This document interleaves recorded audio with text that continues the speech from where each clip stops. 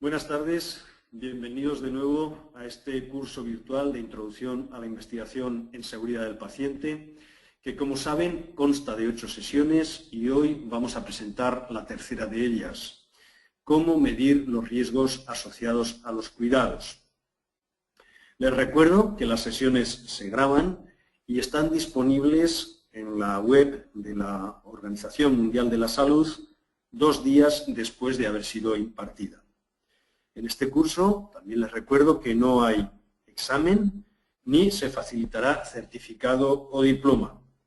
Además, durante mi presentación, ustedes podrán formular cuantas preguntas quieran utilizando el recuadro en el que pone Questions.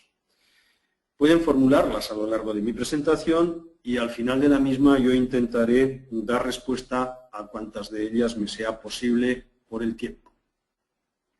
Si les quedan preguntas por responder, a través de la página de la Organización Mundial de la Salud, en unos días iremos dando la respuesta a las mismas.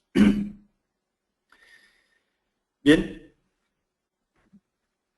para los que se hayan incorporado en esta ocasión y no estuvieran en la sesión anterior, les diré que soy Jesús María Aranaz Andrés, jefe del Servicio de Medicina Preventiva y Calidad Asistencial del Hospital Universitari Sant Joan d'Alacant y profesor de Salud Pública de la Universidad Miguel Hernández.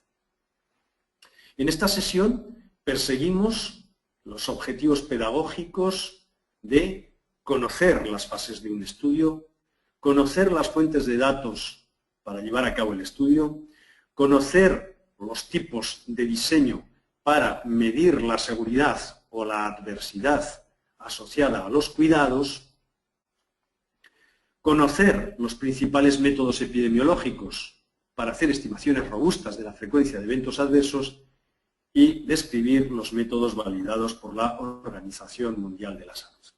Como en las sesiones anteriores, aquí tienen una serie de cuestiones relacionadas con esta lección de respuesta múltiple, que les invito a intentar responder ahora o en otro momento, porque al final de la sesión les daré las respuestas y además las tendrán ustedes disponibles en la correspondiente página de la Organización Mundial de la Salud a que antes me refería. ¿Cuáles son las fases de un estudio? En realidad, un estudio lo único que persigue es responder a una pregunta. Eso es lo que se denomina la investigación. Para responder a esa pregunta necesitamos un diseño, que es el plan de estudio, y llevarlo a cabo. De esta manera, todo esto que ahora les estoy comentando forma parte de la hipótesis. Ya tenemos los hallazgos del estudio y tendrá una verdad ese estudio, es decir, una validez interna de los resultados para esa población que ha sido estudiada y una verdad general, o dicho de otra manera, una validez externa. Podemos perseguir como objetivo de la investigación en seguridad de pacientes cuantificar los eventos adversos, monitorizarlos o comprenderlos. Los diferentes diseños tienen virtudes que se reparten en cualquiera de estos objetivos. Los estudios de prevalencia, que más adelante les detallaré, son excelentes para cuantificar los eventos adversos. Además de cuantificarlos, monitorizarlos, puede llevarse a cabo este objetivo por medio de un estudio de prevalencia en panel o también denominado en abanico o mediante estudios longitudinales. Para comprenderlos son mejores los diseños de entrevistas o de análisis causal. Y los grupos focales, además de facilitarnos la comprensión, nos permiten monitorizarlos. Una cuestión clave antes de empezar. Nosotros tenemos una población diana y sobre esa población diana nos formulamos la pregunta de investigación. Obviamente no tenemos acceso a toda la población, tenemos acceso o es viable una población para nosotros que se constituirá como nuestra población de estudio. Sobre ella, para no ser excesivos en el análisis y soportar un coste también excesivo, elegiremos una muestra mediante un determinado tipo de muestreo y un concreto tamaño muestral. Una vez determinada nuestra muestra, aplicaremos a esa población elegible los criterios de selección y finalmente tendremos algunas pérdidas, es decir, nuestros participantes, como ven en este pequeño resumen a modo de puzzle, vamos teniendo determinadas pérdidas en el camino y son cuestiones que requieren una reflexión previa antes de iniciar cualquier tipo de estudio. Fuentes de información en este campo: la historia clínica del paciente, los sistemas de notificación y registro, las bases de datos informatizadas o la observación directa o encuestas. De manera clásica, se han utilizado como fuentes de datos para el estudio del riesgo asistencial las autopsias, las sesiones anatomoclínicas, más recientemente los análisis de las reclamaciones y demandas, los sistemas de notificación de errores, incidentes y accidentes de reciente incorporación, el análisis de datos administrativos, la revisión de la documentación clínica, la observación directa o las entrevistas con profesionales y la aplicación de técnicas cualitativas. Fíjense, las fuentes de datos para el estudio de los eventos adversos, según el tipo del estudio, tienen unas características de necesidades de recursos, de tiempo, de disponibilidad de documentación, de entrenamiento del equipo que va a llevar el estudio o de información y participación. A modo de ejemplo, la revisión de historias clínicas requiere recursos, requiere tiempo, requiere una documentación disponible en alto grado, requiere un equipo entrenado y, sin embargo, poca participación, puesto que con todos los previos se puede llevar a cabo el estudio. Fíjense cómo cambia el panorama en este último aspecto cuando lo que pretendemos es llevar a cabo entrevistas de profesionales. También necesitamos recursos y tiempo, pero necesitamos una elevada participación. En definitiva, las características en términos de recursos, tiempo, disponibilidad de documentación, entrenamiento de equipo y información o participación son diferentes según el método de estudio que seleccionemos. A la vez, las fuentes de datos para el estudio de los eventos adversos tienen, según cuál sea la fuente, unas ventajas sobre los otros y unas desventajas, como siempre. Por ejemplo, las sesiones anatomoclínicas son muy bien aceptadas por los profesionales y permiten sugerir fallos latentes. Por contra, se centran en errores diagnósticos y, en definitiva, tienen determinados sesgos asociados. El análisis de reclamaciones y demandas aporta una perspectiva diferente, nos permiten detectar fallos latentes, sin embargo, es un sistema que tiene numerosos falsos positivos y numerosos falsos negativos y, además, asociado el sesgo de notificación.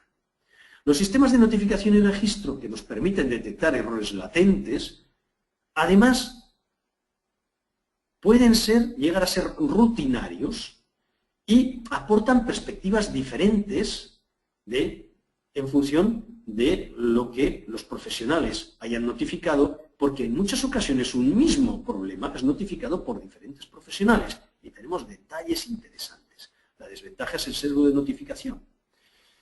Los análisis de datos administrativos tienen un muy bajo coste, pero claro, por contra, suelen ser incompletos y poco precisos. La revisión de la documentación clínica, que es de uso frecuente, entre sus desventajas puede estar la incompleta cumplimentación de los diferentes apartados y además tiene también ciertos problemas de fiabilidad de la valoración. Los registros médicos electrónicos son poco costosos, sin embargo requieren un esfuerzo importante inicial de diseño.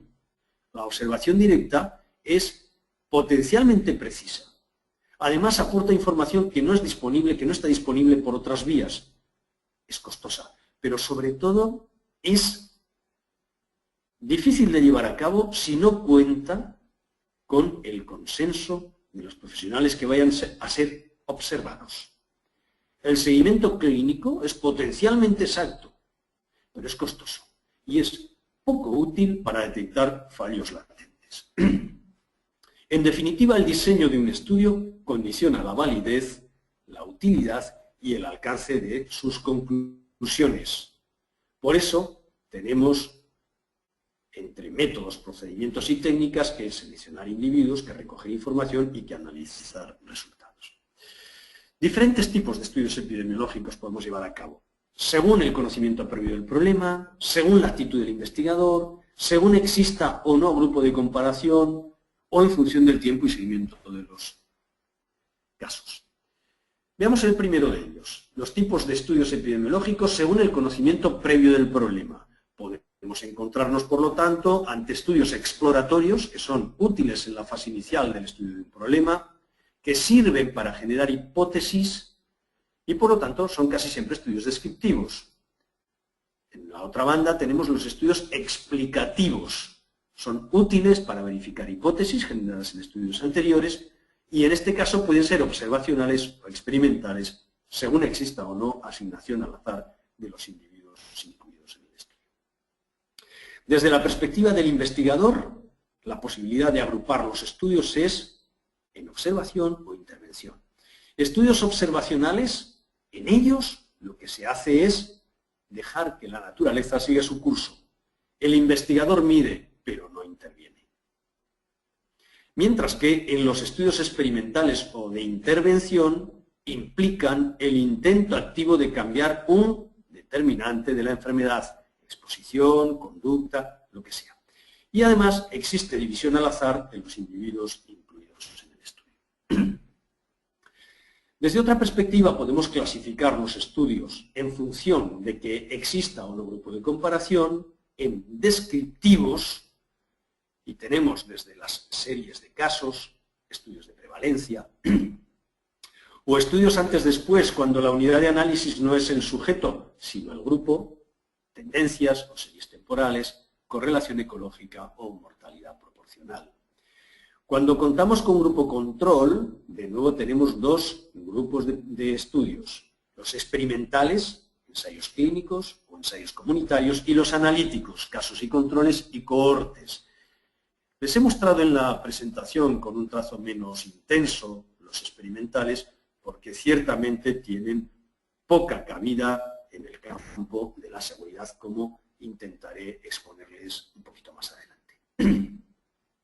En función de que haya seguimiento de las personas a estudio y del tiempo de la realización del estudio, contamos con, por un lado, los estudios transversales en los que no hay seguimiento, es decir, en un mismo momento se realizan todas las mediciones de factores de riesgo y de consecuencias y, por lo tanto, son útiles para describir variables y sus patrones de distribución, pero no para realizar asunciones de causa-efecto. Por contra, en los estudios longitudinales hay seguimiento y en este caso pueden ser retrospectivos cuando los hechos ya ocurrieron o prospectivos cuando las variables predictoras se miden antes de que se produzcan las consecuencias cuando están ocurriendo en ese momento dado. Bien, en una especie de tabla resumen, podemos decir que los estudios epidemiológicos pueden ser experimentales, ensayo clínico, poco utilizado en nuestro medio, en el campo de la seguridad del paciente, o bien observacionales, descriptivos y analíticos. Los descriptivos son los estudios transversales o de prevalencia y los analíticos son estudios de seguimiento, cohortes o de casos y controles. Les decía que se utilizan poco los ensayos clínicos en este campo porque realmente, ¿cuál es la evidencia de que la evaluación de dispositivos y tecnologías, los sistemas de apoyo a la decisión, el trabajo en equipo y su gestión, los sistemas de notificación, el análisis de causas, la comunicación estructurada o el uso de checklists y la mejora de la cultura y la resiliencia mejoren la seguridad del paciente? Los ensayos clínicos proporcionan la mejor evidencia, como todos ustedes seguramente conocen, sobre la eficacia terapéutica, pero ¿sirven para evaluar resultados de la introducción de un sistema de notificación, cambios organizativos o la utilidad de la quimioprofilaxis quirúrgica o su aplicación, por ejemplo? En seguridad del paciente, como en otros campos aplicados, más que la evidencia suficiente, es importante la evidencia aceptable, y esta tiene poco que ver con los ensayos y mucho con la comprensión clara de la finalidad y la naturaleza de sus objetivos. En el excelente trabajo de Lieb se realiza una reflexión acerca de cuál es la eficacia de los diferentes métodos de detección de eventos adversos. El autoinforme voluntario identifica un 0,2% de eventos adversos, que pasa a un 0,7% cuando el método de detección es examen de pacientes. Si realizamos cribado por ordenador, podemos encontrar un 3,8%, que pasa a un 6,5% cuando utilizamos revisión de historias clínicas, o hasta un 10% si este sistema se ve complementado con el uso de la información disponible en ordenador o online. Tenemos un campo importante, el de la seguridad del paciente, que tiene múltiples dimensiones y por lo tanto tiene un problema, y es que la información sobre la misma se encuentra fragmentada a su vez en múltiples subsistemas. Tenemos bases de datos, por ejemplo, en nuestro medio, el conjunto mínimo básico de datos hospitalario, o sistemas de vigilancia epidemiológica, nosocomial, infección asociada a los cuidados, sistemas de farmacovigilancia y declaración de reacciones adversas medicamentosas, sistemas de hemovigilancia o sistemas de notificación. Es decir, tenemos muchos subsistemas, por lo tanto, tenemos una necesidad importante de conseguir la integración de estos subsistemas.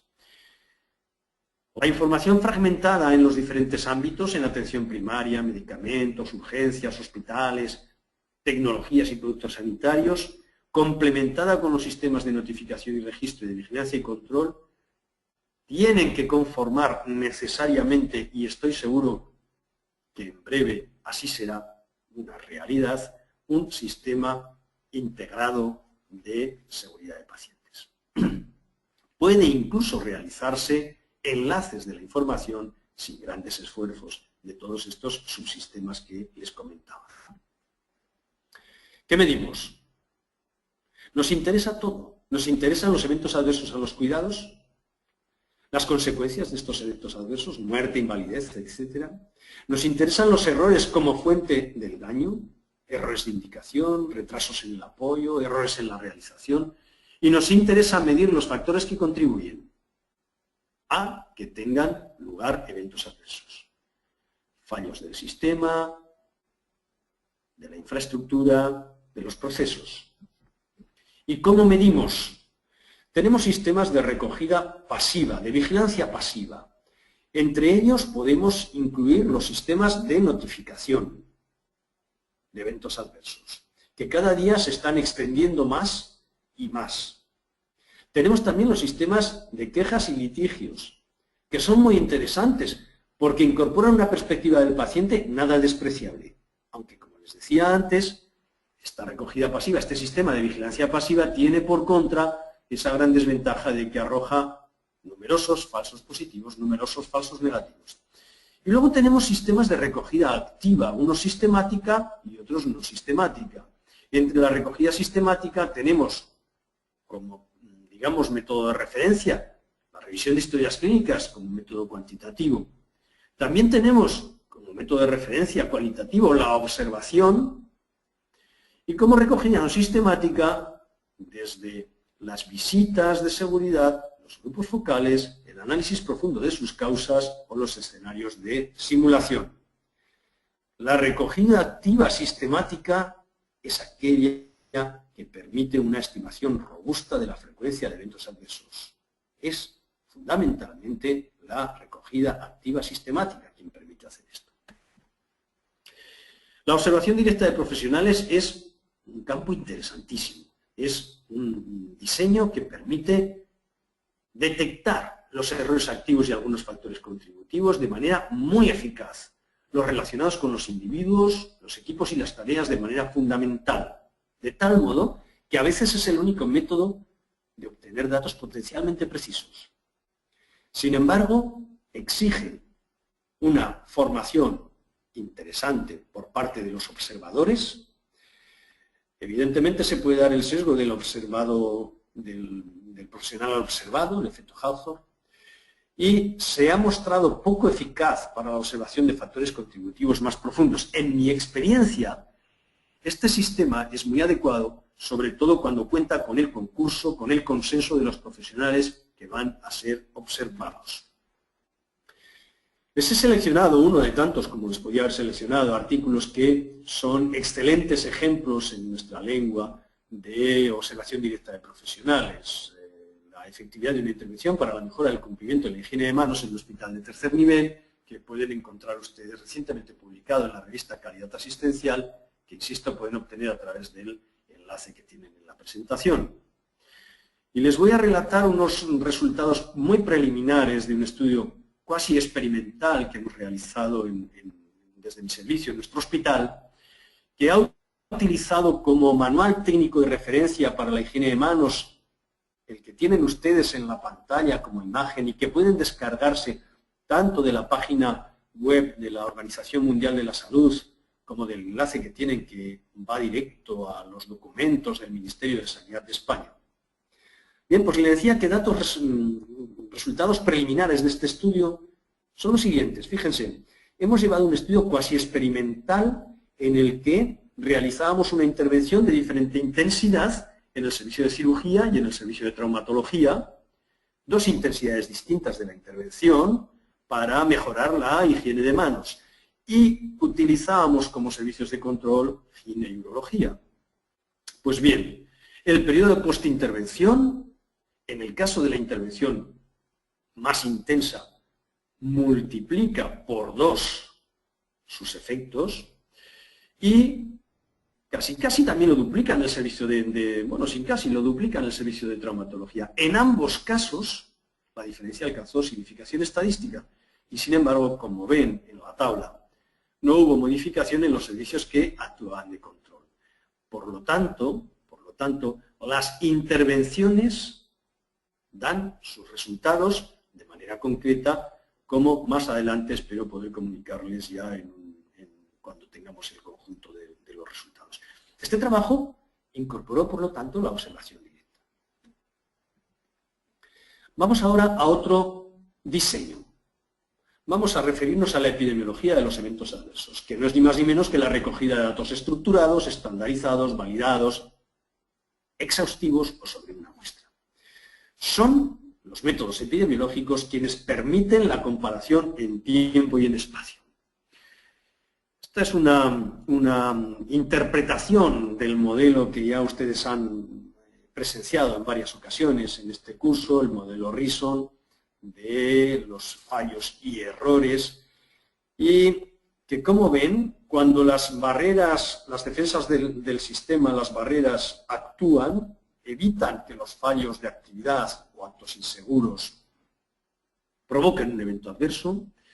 Recuerden que estos fallos de actividad descansan en unas condiciones de trabajo de mayor o menor riesgo y además soportan unos fallos latentes de la organización y gestión. Bien, pues la aplicación de los métodos epidemiológicos va a alcanzar distintos niveles en este esquema. El primero, el diseño transversal o de prevalencia. Como saben, en un mismo momento observamos las circunstancias que rodean el hecho, en este caso, por ejemplo, del evento adverso. Por lo tanto, es difícil establecer qué va antes y qué va después, qué es causa y qué es consecuencia, porque ambas las medimos en un mismo momento. El método retrospectivo, los hechos ya han ocurrido y yo reviso la documentación, puedo llegar, por lo tanto, un poco más lejos. Porque al incluir seguimiento, el sujeto no había desarrollado un evento adverso durante el periodo de seguimiento puede o no llegar a sufrirlo. Y por lo tanto me permite conocer bastantes más cosas que el método transversal. El método prospectivo, puesto que la atención se está desarrollando en ese preciso momento, me puede llegar mucho más lejos en la comprensión del problema. Pero estos tres métodos, un poco más adelante les daré algún detalle, tienen lógicamente diferentes utilidades y también diferente coste. Y por lo tanto, la elección deberá venir condicionada por una mezcla de estas dos circunstancias, coste y beneficio en definitiva. Si nos posicionamos en el hospital como prototipo, pero pueden aplicarlo también a un centro de salud, tenemos el pasado, el presente y el futuro. Vamos a estudiar una hospitalización. Claro, Pudo haber ocurrido un evento adverso de manera previa en atención primaria, en centro sociosanitario o en el hospital. Y ese evento adverso condicionar la actual hospitalización, es decir, ser la causa de ingreso. Pero también, durante su estancia, el sujeto puede desarrollar un evento adverso que es detectado en el curso de la hospitalización, aunque también el evento adverso puede tener su origen en esa hospitalización, pero no ser identificado hasta posterior contacto con el sistema sanitario en atención primaria, centro sociosanitario o bien en el hospital.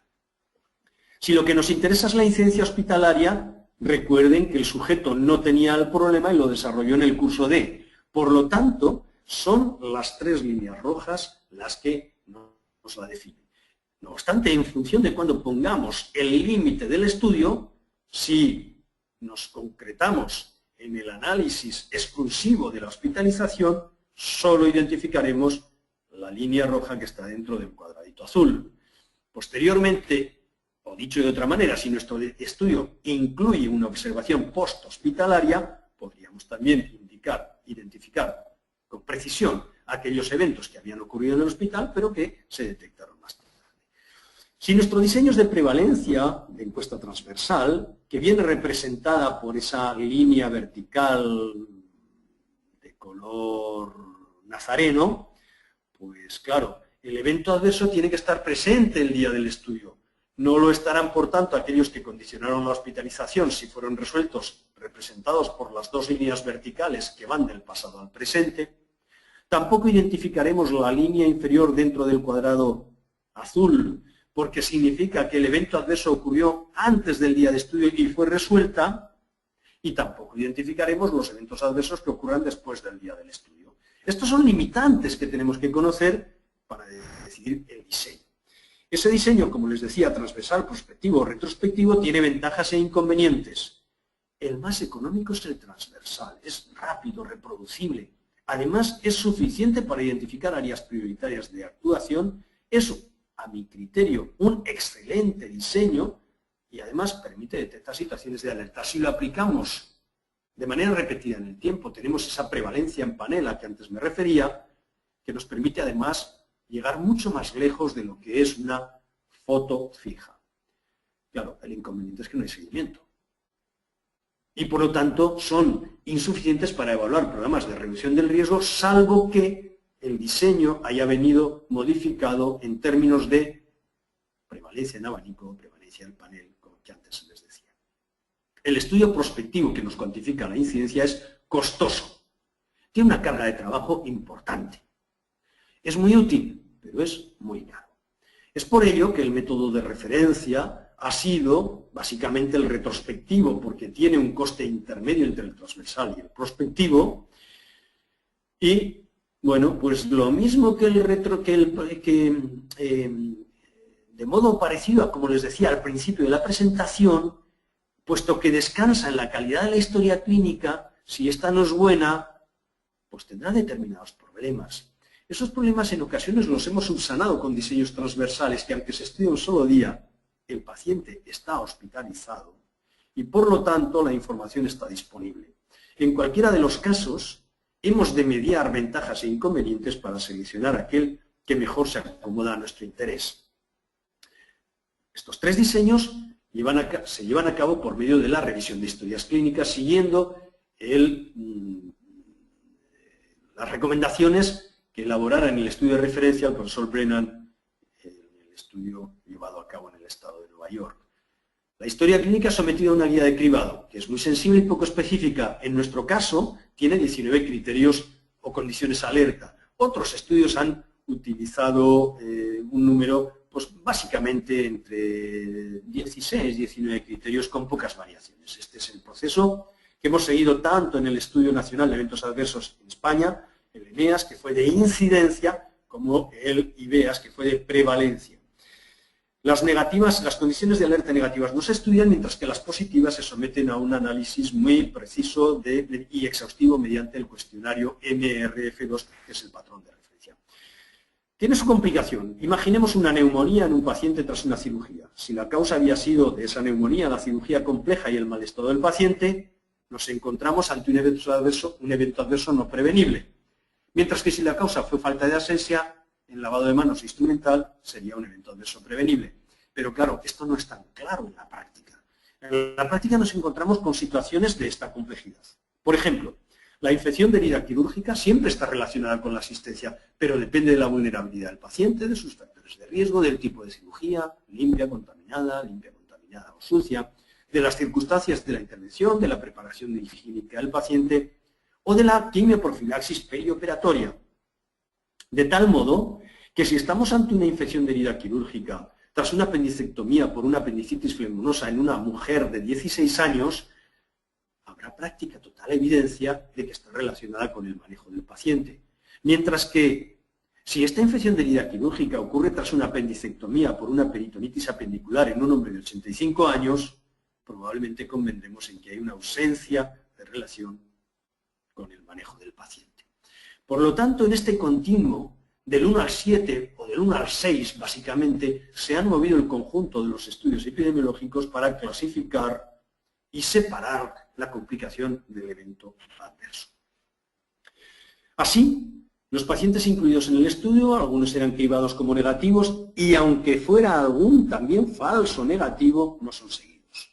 Los positivos, a su vez, también hay algunos falsos positivos, han de ser eliminados del análisis y los verdaderos positivos, algunos no provocarán daño, incidente sin daño, otros provocarán daño, incidente con daño en nomenclatura OMS o efectos adversos asociados a la asistencia sanitaria en el estudio ENEAS, y además están las complicaciones, que son consecuencia del curso natural de la enfermedad.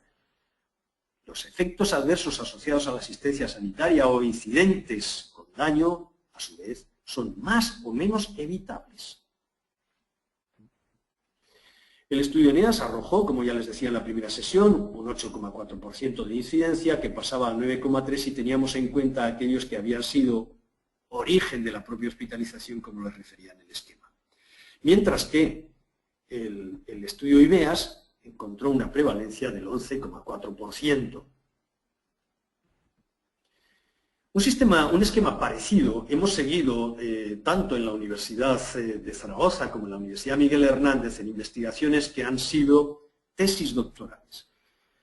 Hemos desarrollado en la Miguel Hernández, bajo el sistema de revisión de historias clínicas, el análisis del impacto de la cirugía ambulatoria en el estudio de los efectos adversos en un servicio de cirugía general, la prevalencia e incidencia de efectos adversos ligados a la asistencia en el paciente pluripatológico en un hospital de atención a crónicos de larga estancia y el análisis del impacto de las características de los pacientes, de la asistencia sanitaria y del lugar de ocurrencia en el estudio de los eventos adversos detectados en un proceso de hospitalización. Bajo este mismo esquema se han desarrollado las tesis doctorales Efectos adversos en una unidad de cuidados intensivos y seguridad de la paciente y eventos adversos relacionados con la asistencia sanitaria en obstetricia en la Universidad de Zaragoza. Y bajo técnicas cualitativas, una investigación también muy interesante, la contribución al estudio de la seguridad del paciente en centros sociosanitarios. En los enlaces que tienen en la presentación pueden ustedes encontrar la síntesis en la base de datos de TSEO de estas tesis y alumbrar ideas que les puedan servir a ustedes para conducir sus propias investigaciones. Como les decía, el estudio de ARCAS utilizó metodología cualitativa. Fue un estudio en 3 fases. Una primera fase la constituyó un Delphi, la segunda una encuesta y la tercera una aplicación de la técnica grupo nominal. El ámbito eran los centros sociosanitarios estatales en España, las residencias y hospitales de media y larga estancia, así como los profesionales que prestan atención en esos lugares.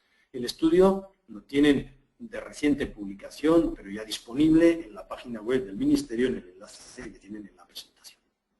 Así pues, distintos ámbitos asistenciales, diferentes diseños.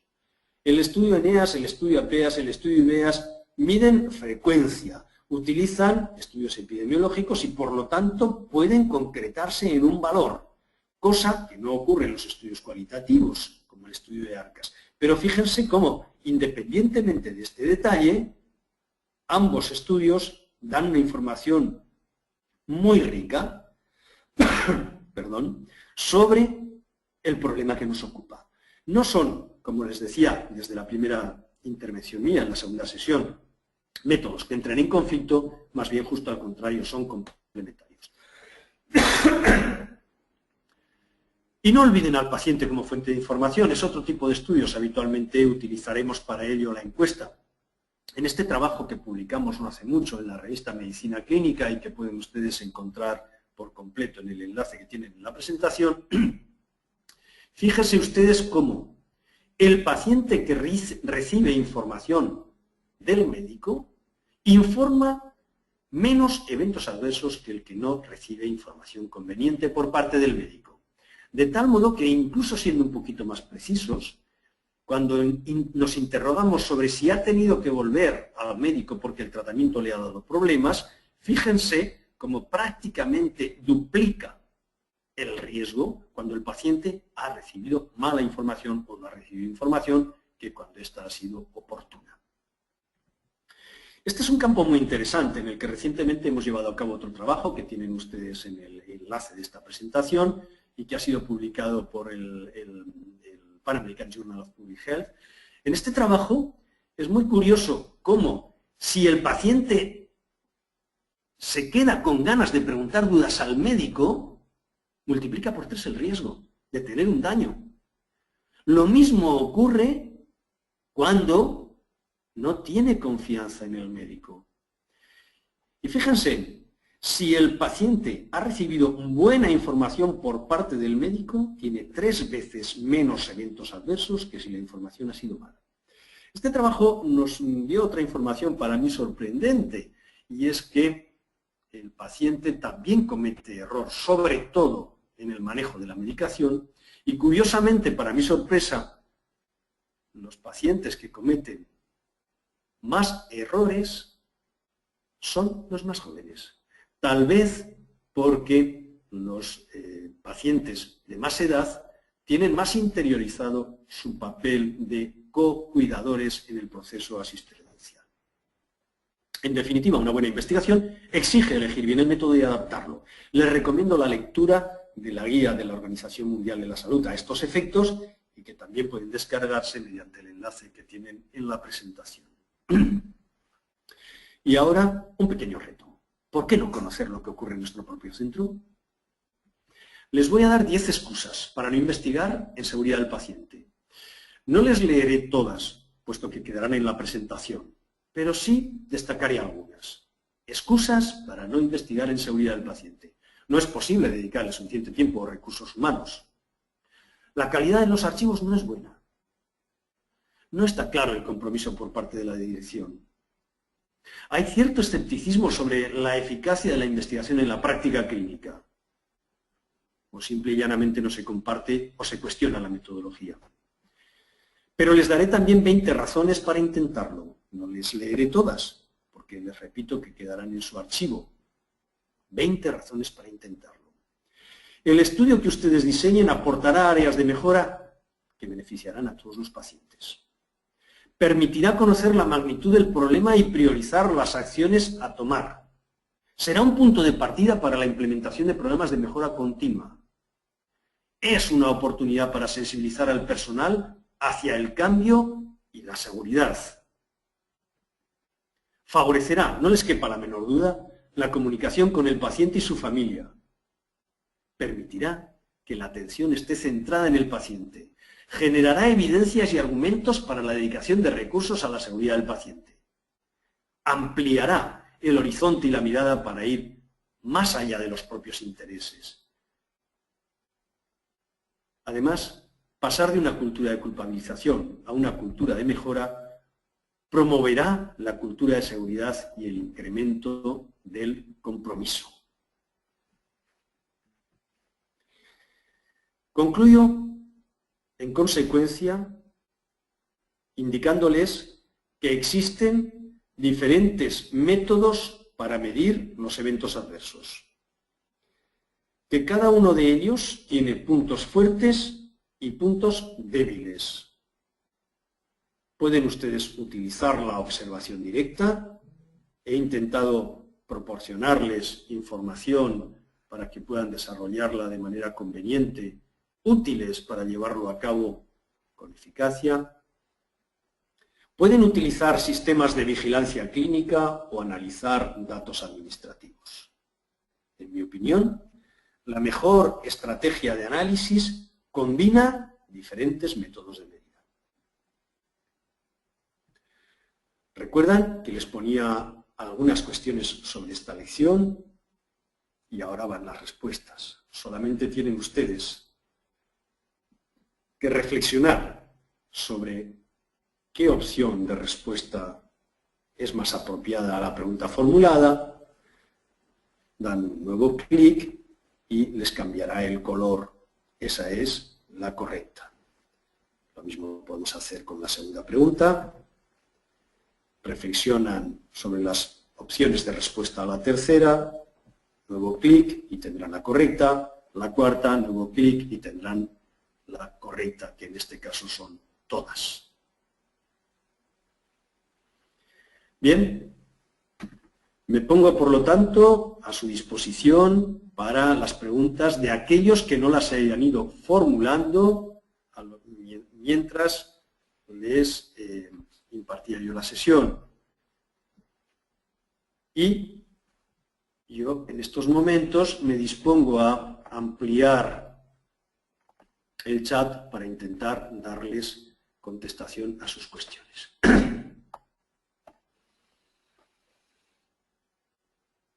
Me formulan aquí una pregunta.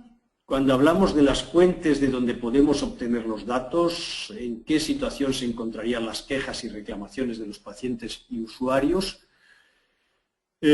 Como fuente de datos es, como hemos dicho, de vigilancia pasiva, es administrativa, pero depende de las organizaciones. Se pueden, si tienen los centros desarrollados servicios con diferente nombre de atención al paciente, de atención al cliente, de atención al usuario, etcétera, etcétera, en ocasiones no solo tienen sus aportaciones en documento escrito, en bases de datos administrativas, sino que pueden entrevistarse con ellos. Es mejor esto que no limitarse a la simple lectura de los relatos de los pacientes. ¿Qué es mejor? ¿Método cualitativo? ¿Método cuantitativo? Ya les he comentado que no entran en conflicto, que son complementarios entre sí. Y me van a permitir que busque porque se me ha ido el ahora. Lo tengo de nuevo, el chat se me había ido, perdón. ¿Qué utilidad tiene el conjunto mínimo básico de datos para la identificación de eventos adversos y en concreto el marcador presente en admisión que se ha incorporado en diversos conjuntos mínimos básicos de datos? Bueno, supongo que esta pregunta procede de España, aunque hay algunos otros lugares de América donde también están utilizando algo muy parecido. A mi modo de ver, es desde luego una opinión personal, pero el conjunto mínimo básico de datos es muy útil para identificar problemas, no tanto para identificar eventos adversos, porque es muy difícil en ocasiones saber si lo que ocurrió guarda relación con la historia de la enfermedad y por lo tanto estaríamos ante una complicación o con los cuidados, en cuyo caso estaríamos ante un evento adverso. Por otra parte, hay algunas informaciones que aunque dan cuenta del daño, no podemos saber si ese daño guardaba relación con la vida común o con la atención sanitaria. Les pondré un caso, un ejemplo. Un paciente es atendido en un determinado servicio, por ejemplo de cirugía, e intervenido de una hernia inguinal. Recuerden que el conjunto mínimo básico de datos es una colección de datos que son extraídos de la historia clínica en un número determinado, en una aplicación concreta, en una base específica. Bien, pues si como diagnóstico complementario o como segundo diagnóstico apareciera, en el caso que les relato, una infección urinaria, ¿cómo sabemos que no era comunitaria y que acompañó al paciente el día que ingresó para la hernia inguinal o que la desarrolló consecuencia de los cuidados. A partir de esa base rutinaria pero ya establecida, en muchas ocasiones es muy difícil establecer la diferencia entre complicación y evento adverso sensu estricto. Sin embargo, es una excelente base, muy barata, disponible para tener información sobre problemas. Aunque luego, insisto, tenemos que separar los que guardan relación con la vulnerabilidad del paciente, comorbilidades, etcétera, de las que están relacionadas directamente con la prestación de los cuidados. Sé que es un tema extremadamente complejo, pero existen estudios que evalúen de forma fiable y con rigor metodológico los costes de un evento adverso concreto. Hay pocos estudios, porque efectivamente los estudios de costes no son muy frecuentes en el medio sanitario, porque además la imputación de los costes es tremendamente complicada, pero efectivamente cada vez es un campo al que les invito a explorar, porque cada vez va a tener más importancia, pero es cierto que hay poca literatura al respecto.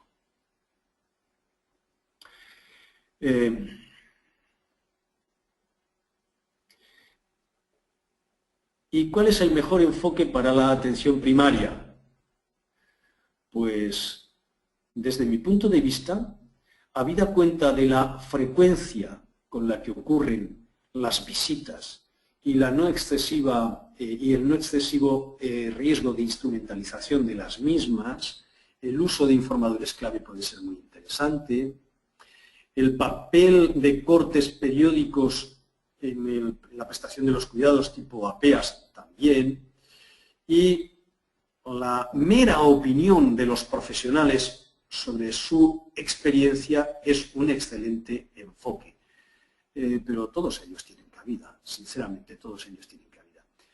¿Qué papel cumple el Protocolo de Londres para estudiar y analizar un evento adverso? El Protocolo de Londres será desarrollado en sesiones posteriores. Algún adelanto les hice yo en la sesión 2, en la primera de mis intervenciones. En definitiva, es una herramienta para investigar las causas profundas de un evento adverso. Es una herramienta que difiere poco del análisis causa-raíz. Tienen en común muchas cosas y muy pocas diferencias, y lo que hace es facilitarnos el análisis de un caso. Nos permiten conocer la contribución de las diferentes causas y los factores que las condicionaron.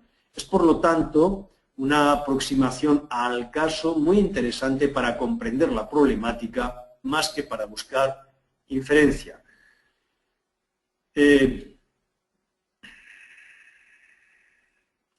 ¿Qué contempla el cuestionario MRF2? El cuestionario MRF2 lo tienen ustedes disponible para su análisis en la página web, en nuestra página web, que es muy sencilla, proyectoidea.com. En realidad es un cuestionario modular que investiga, en primer lugar, si el evento adverso realmente ocurrió, cuál es su relación con los cuidados, en qué medida era o no evitable, en qué momento de la prestación de los cuidados ocurrió, cuáles eran sus causas, cómo podía ser evitado. Es un cuestionario bastante amplio que proporciona una información exhaustiva para conocer con precisión todo lo que ocurrió. Es un cuestionario que puede ser también utilizado para la investigación bajo el esquema del modelo de Londres, o incluso para facilitar en determinados casos el análisis causa-raíz. Es un cuestionario, el nuestro, que permite su introducción de datos en la aplicación SIPSEA y que permite el análisis en estudios permite llevar a cabo análisis en estudios de prevalencia, de cortes transversales, también de incidencia, permite el análisis de varios eventos en un mismo sujeto e incluso del análisis coincidente de incidentes sin daño con incidentes con daño o auténticos efectos adversos. El estudio de incidencia se puede realizar sin cribado y solo en un servicio, por ejemplo, cirugía, y en un solo día. Claro, este es un esquema que perdón. El estudio de incidencia se puede realizar sin cribado, sí, y en un solo servicio también, en un solo día no, porque el estudio de incidencia requiere seguimiento. Podríamos utilizar en cualquier caso un solo día para seleccionar los pacientes y posteriormente, a través del histórico, revisar toda su historia clínica. Eso es otra historia. Si nosotros queremos saber en un día qué eventos adversos hay en un determinado servicio, por ejemplo, cirugía, la recomendación es un estudio de prevalencia. En situaciones de emergencia, ¿es viable medir los riesgos asociados a los cuidados? Por supuesto, supongo que se refieren fundamentalmente a servicios que tienen encomendada la atención a la emergencia. Si no fuera así, tendría que pensarlo con un poquito más de reposo.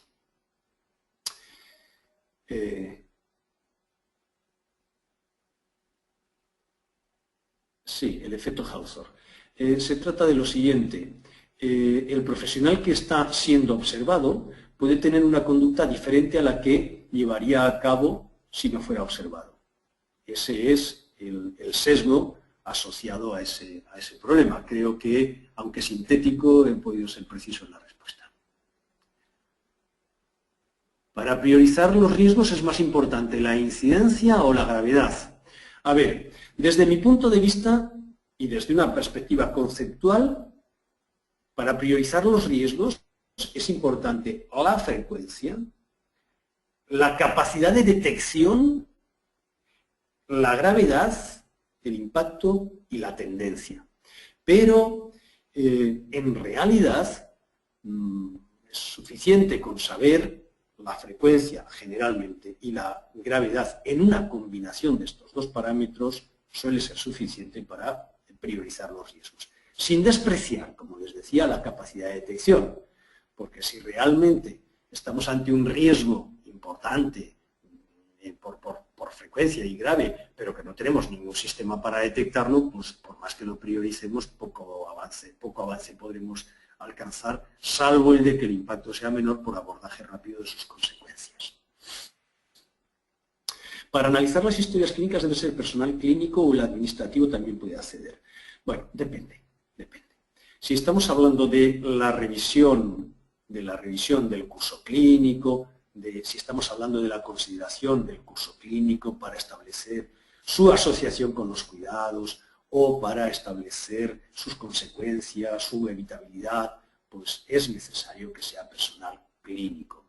Si estamos hablando para la aplicación de rutinas a bases de datos, puede ser personal administrativo que además facilitará la tarea del clínico. Yo creo que en este campo no sobra nadie, en este campo caben todos. ¿Qué método sería el más adecuado para evaluar la calidad de la comunicación a pacientes y familiares cuando se ha producido un evento adverso? Pues aquí tenemos metodología cualitativa como más adecuada.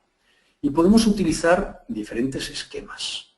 Podemos utilizar expertos, podemos consultar a grupos de pacientes, a asociaciones de pacientes, a grupos implicados.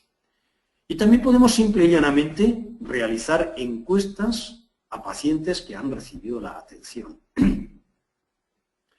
Pero en definitiva es una sistemática de análisis diferente a la observación directa y también diferente al estudio epidemiológico. Como les decía al final de mi presentación, es un campo tremendamente sugerente y al que yo les animo también a asomarse. ¿Qué grupos son prioritarios para llevar a cabo estudios de eventos adversos? ¿Los adultos mayores, los niños o los adultos jóvenes? Pues depende. Es decir, más vulnerables son los más mayores y los niños. Pero también son vulnerables determinados grupos de adultos. Todos los grupos tienen su problemática y en todos caben diferentes diseños para llevar a cabo investigaciones.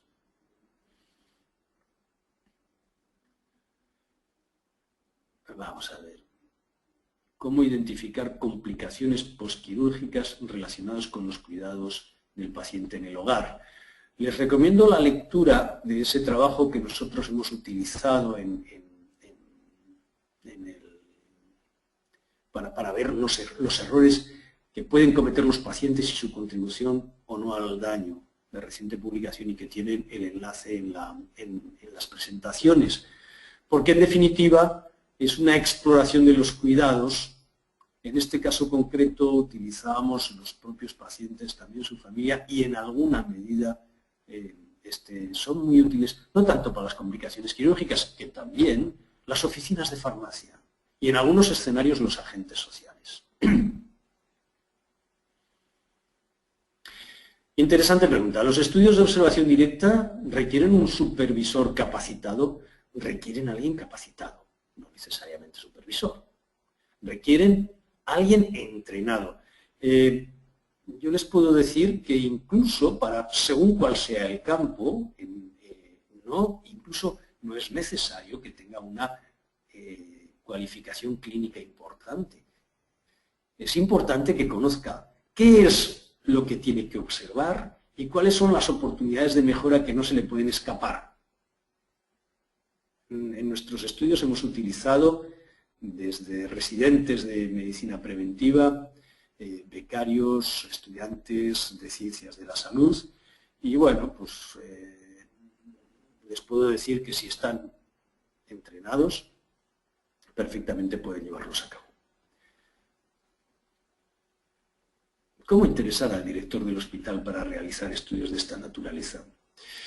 Pues fíjense, es bastante sencillo, porque del conocimiento de la realidad en la que uno está inserto, solamente del conocimiento de esa realidad puede aparecer la oportunidad de mejora. Todas las aproximaciones a los estudios de costes que se han venido realizando ponen en evidencia que el impacto económico de los eventos adversos es muy importante. En esos campos sí que hay suficiente literatura, pero todavía es más importante la consideración de la proporción que de ellos son evitables. Evitable significa que puede no resultar daño del paciente, pero dense cuenta que de los sujetos que son dañados, algunos de ellos entrarán en conflicto con la organización. Y en función de ese conflicto tendrá publicidad. El impacto sanitario es importante y le preocupa al director, el impacto económico es importante y le preocupa al director, y el impacto social es también muy importante y de nuevo le preocupa al director.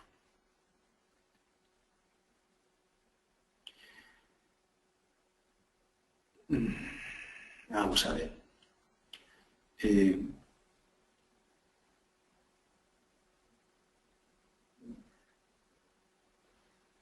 Me mandan un mensaje que tenemos que ir cerrando porque el tiempo se acaba. Les recuerdo que las preguntas que no hayan podido ser contestadas lo harán en la web. Me despido de ustedes y les recuerdo que el próximo día, este miércoles 16, a la misma hora, este curso continuará con la sesión impartida por el profesor Ezequiel García Elorrio desde Argentina, que lleva por título Comprender las causas.